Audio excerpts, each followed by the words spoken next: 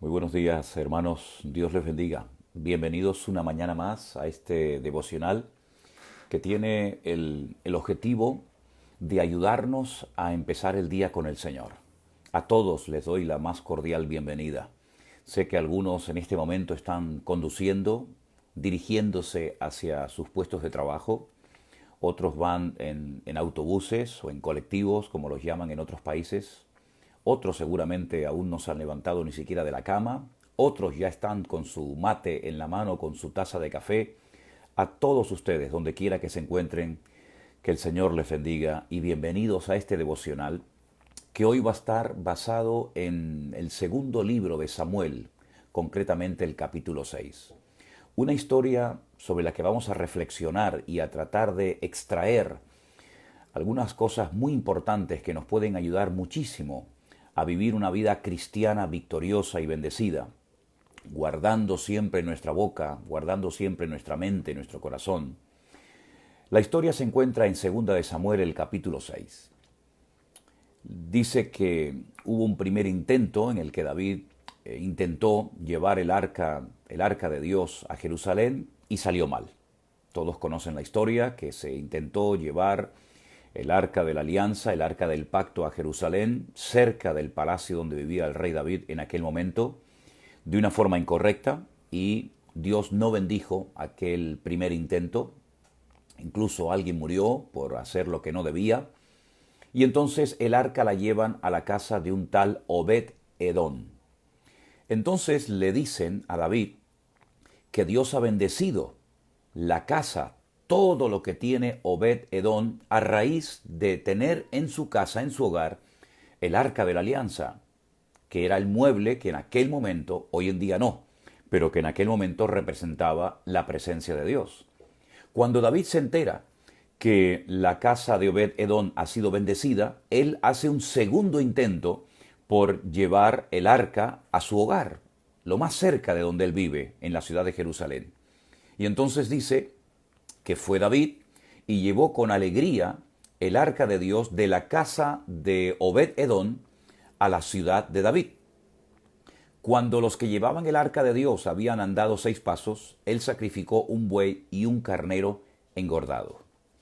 David danzaba con toda su fuerza delante del Señor. Estoy leyendo en 2 de Samuel capítulo 6, verso 14. David estaba vestido de un efod de lino.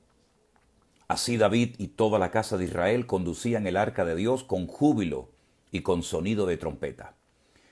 Cuando el arca del Señor llegó a la ciudad de David, aconteció que Mical, que era su esposa, la hija de Saúl, miró desde una ventana y vio al rey que saltaba y danzaba delante del Señor, y le menospreció en su corazón. Metieron pues el arca del Señor y la pusieron en su lugar en medio de una tienda que David le había levantado, y David sacrificó holocaustos y ofrendas de paz delante del Señor. Versículo 18 de 2 de Samuel, sigo leyendo. Cuando David había acabado de ofrecer los holocaustos y ofrendas de paz, bendijo al pueblo en el nombre del Señor de los ejércitos, y repartió a todo el pueblo y a toda la multitud de Israel, y a sus hombres y también a las mujeres, a cada uno un pan y un pedazo de carne y una torta de pasas. Y se fue todo el pueblo, cada uno a su casa.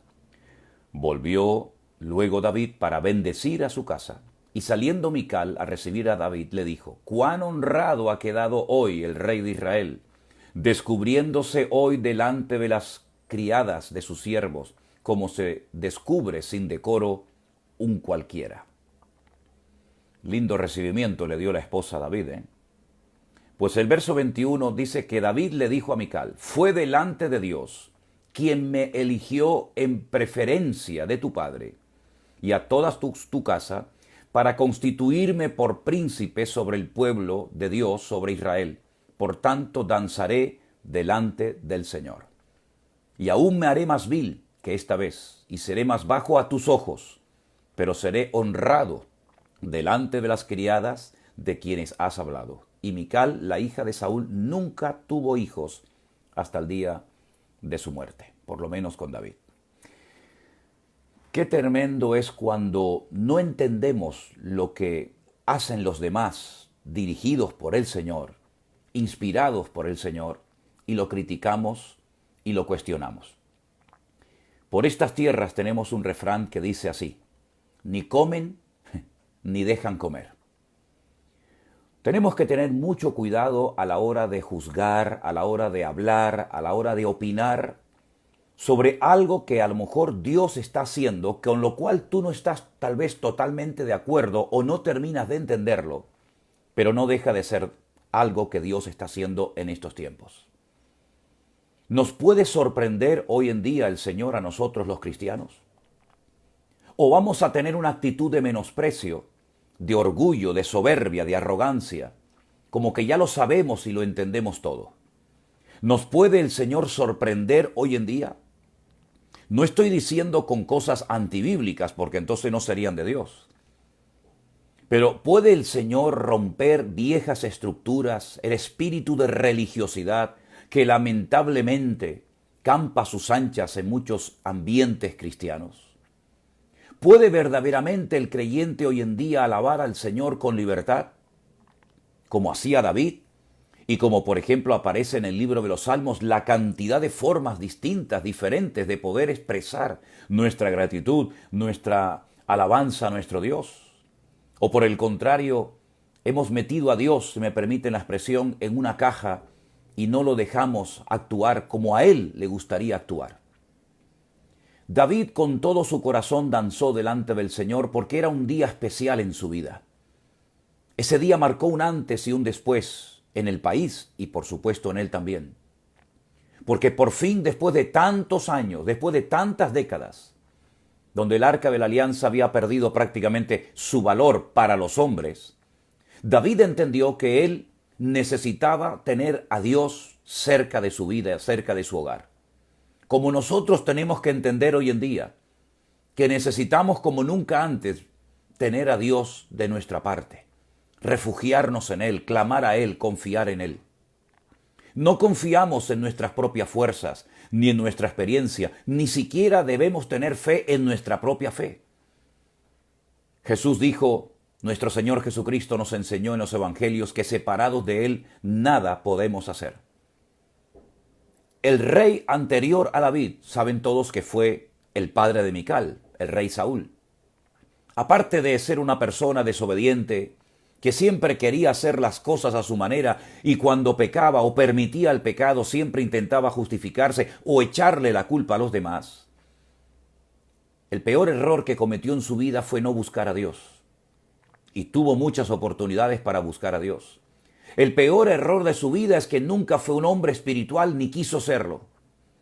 Y el peor error que podemos cometer hoy en día nosotros es creernos superiores a los demás, depender de nosotros mismos, de nuestra sabiduría, de nuestra elocuencia, de nuestro carisma, si es que lo tenemos, y olvidarnos que no es por los méritos nuestros que la bendición de Dios está, sino es por la misericordia y por la gracia de Dios que podemos seguir viendo su gloria y experimentando su presencia y su amor cada día en nuestras vidas. No confiamos en nosotros mismos. Saúl terminó quitándose la vida. Saúl terminó buscando en adivinas, la famosa adivina de Endor, la respuesta que Dios ya no le había dado hace mucho tiempo.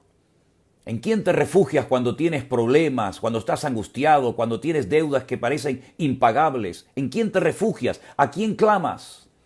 Dice la Biblia en Jeremías 33, versículo 3, clama a mí y yo te responderé. Y te enseñaré cosas grandes y ocultas que tú no conoces. ¿Quién nos invita a clamar? ¿Quién nos invita a pedir? ¿Quién nos invita a buscar? ¿Quién nos invita a ir a Él cuando estamos trabajados y cargados? Nuestro Dios. Nuestro Dios que está vivo, que nos entiende, que nos quiere ayudar, que puede levantar al que ha caído, que puede renovar las fuerzas del que ha perdido completamente las fuerzas. Aquel que puede volver a ponerte en primera línea si un día estuviste y por lo que sea te cansaste, te desanimaste, te llevaste tremendas desilusiones y colgaste la Biblia, sabe Dios dónde. A ese Dios vivo y poderoso es al que tenemos que clamar hoy en día más que nunca. David lo que hizo no lo hizo para llamar la atención sobre su persona. David expresó su gozo, su alegría, su gozo inmensamente inexplicable, porque saben lo que era poder traer la presencia de Dios a su vida. Era algo indescriptible. Su mujer no lo entendió. Dice que la mujer lo observaba, y cuando llegó a su casa le dio unas palabras tremendas, le lanzó todo un jarro de agua fría encima. Ella nunca fue una mujer espiritual, y de la abundancia del corazón habla la boca. En vez de darle la bienvenida a su marido, el privilegio de estar casada con el hombre más cerca del corazón de Dios, con el dulce cantor de Israel, con el rey David, el rey de Israel, lo menosprecia en su corazón y no entiende lo que su marido ha hecho. Porque el hombre que no ha nacido de nuevo, el hombre carnal, el hombre que tal vez es religioso, el hombre que a lo mejor cree, pero el hombre que no ha nacido de nuevo, que no ha experimentado el gozo de la salvación, no puede entender cuando uno dice un gloria a Dios, o un amén, o un aleluya, o levanta las manos, o toca las palmas, o danza delante del Señor. No lo puede entender porque para él son locuras, porque está en otra dimensión, está en otra onda.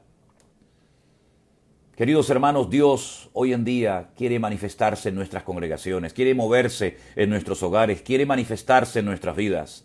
No estemos limitando al Señor. Mira, Dios puede hacer mucho más de lo que te imaginas.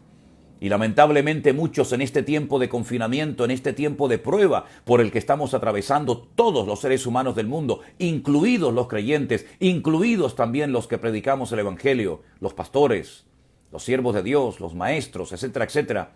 En este tiempo tenemos que pedirle al Señor renovación, una renovación de nuestros pensamientos, una renovación de nuestra vida de oración, una renovación de nuestro amor hacia Él y hacia su obra, una renovación ministerial que tanta falta hace. Queridos hermanos y amigos, que no nos ocurra lo de Mical, ese espíritu crítico, que ni entiende ni quiere entender, que ni entra ni deja entrar a los demás. Ese espíritu cerrado, religioso, acomodado, conformista, que no quiere cambios, que no quiere que el Señor haga nada nuevo en su vida. ¿Cuántas personas, cuántas congregaciones se han acomodado a una rutina, a una liturgia, a una monotonía religiosa? Cuando el Señor hoy en día quiere moverse, quiere manifestarse y quiere derramar bendiciones sobre nosotros abundantemente como nunca antes. Estamos rodeados de pecado, estamos rodeados de desorden, estamos rodeados de muchas cosas negativas, contrarias a la Biblia, a la palabra de Dios. Y en estos tiempos en los que estamos viviendo, gloria a Dios por ellos, la abundancia, la bendición de Dios, la presencia del Señor tiene que ser real en nuestras vidas y no una asignatura pendiente o un mensaje predicado desde el púlpito de la teoría, pero no una vivencia personal que llevamos a la práctica cada día de nuestra vida. Queridos hermanos y amigos, reflexionemos sobre la vida de David y reflexionemos sobre su esposa. Su esposa perdió una oportunidad de oro. Aprovechemos las oportunidades que hoy nos está dando Dios. Si hoy escucha su voz, no endurezcáis vuestros corazones, dice la palabra. Hoy es el tiempo aceptable. Hoy es el único día que existe. El ayer ya pasó y nunca más volverá. El mañana tampoco existe. No sabemos si vendrá o no. Hoy es el día para alabar a Dios. Hoy es el día para predicar su palabra. Hoy es el día para estudiar la Biblia. Hoy es el día para ir a ese vecino y tocarle a la puerta y decirle: Dios te ama, permíteme orar por tu familia y por tu situación. Hoy, ahora, en este momento, es cuando Dios te está dando la oportunidad de empezar una vida nueva, de tomarte en serio tu relación con el Señor. Qué lástima, de verdad, de mujer, igual que su padre. Todo fachada, todo apariencia, sería muy hermosa, sería muy atractiva, pero sinceramente, espiritualmente hablando, estaba muerta, estaba seca. Pero David no se dejó amedrentar, David no se achicó, David no fue como Acab, que se puso a los pies de la reina Jezabel, que era su esposa, y al final ella era la que gobernaba el país y llevó el país a la ruina. No, David no era así. David era un hombre de Dios que no le iba a permitir a nada ni a nadie, se llamara esposa, hermano, hijo, primo, cuñado o quien fuera, no le iba a permitir a nadie, como nosotros tampoco tenemos que permitirle a nadie que menosprecie las cosas del Señor, ni entrar en el juego de nadie para llevarnos bien con todo el mundo. Es totalmente imposible llevarse bien con todo el mundo. Caerle bien a toda la gente es imposible. Hasta el mismísimo Señor Jesucristo tuvo sus enemigos, que intentaron buscarle siempre las vueltas para tumbar por tierra lo que hacía y lo que decía. Nuestro objetivo no es agradar a los hombres.